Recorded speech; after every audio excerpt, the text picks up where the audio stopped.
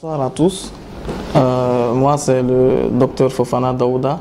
Je suis spécialiste en cardiologie et maladies vasculaires, médecin hospitalier au CHU Mère-Enfant de Luxembourg et cardiologue de ville également. Aujourd'hui, j'ai le plaisir de vous faire part un tant soit peu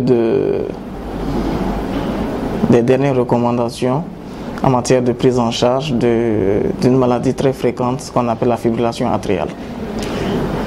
C'est une entité pathologique au sein des maladies cardiovasculaires qui est très fréquente. Il s'agit d'un trouble du rythme et c'est le trouble du rythme le plus fréquent, observé le plus souvent chez les personnes d'âge mûr.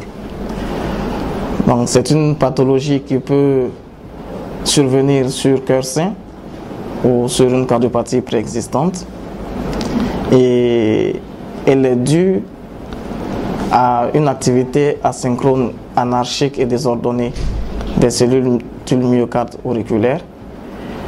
Et cette activité désordonnée va se transmettre donc au ventricule et déranger, entre guillemets, l'activité cardiaque. Donc, cette pathologie entraîne des complications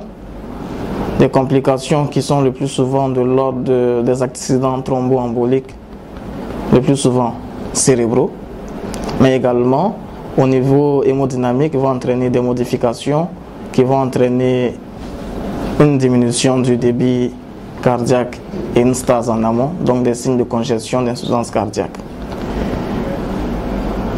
Pour sa prise en charge, il existe deux volets. C'est d'abord une prise en charge pour prévenir les accidents thromboemboliques qui sont la complication essentielle de la fibrillation atriale. Et secondairement, la prise en charge du trouble du rythme en tant que tel. Au niveau de la prise en charge des accidents thromboemboliques, il y a eu beaucoup de modifications. L'utilisation des anticoagulants oraux directs qui auparavant n'étaient pas aussi utilisés que ça, c'était les antivitamines K. Mais actuellement, vu la non-supériorité des AVK par rapport aux AOD et la sécurité en termes d'accidents hémorragiques, il a été recommandé de plus en plus d'utiliser les AOD dans la prise en charge de la prévention des accidents thromboemboliques dus à la fibrillation atriale. La nouveauté, c'est que la classification de cette fibrillation atriale a changé. Auparavant, on parlait de fibrillation atriale valvulaire et non valvulaire selon que cette fibrillation atriale survenait sur une pathologie valvulaire préexistante ou non. En 2020, selon la Société européenne de cardiologie, actuellement, les fibrillations atriales non valvulaires contiennent également les fibrillations atriales sur autres valvulopathies en dehors du rétrécissement mitral ou des prothèses mécaniques valvulaires. Donc, en dehors du rétrécissement mitral et des prothèses mécaniques valvulaires, nous sommes dans le cadre de la fibrillation atriale non valvulaire, donc qui répond aux mêmes exigences que les autres fibrillations atriales. Le score également a changé légèrement, mais ce qui est essentiel, c'est de mettre donc les autres valvulopathies en dehors du rétrécissement mitral et des valves mécaniques dans le cadre des fibrillations non valvulaires.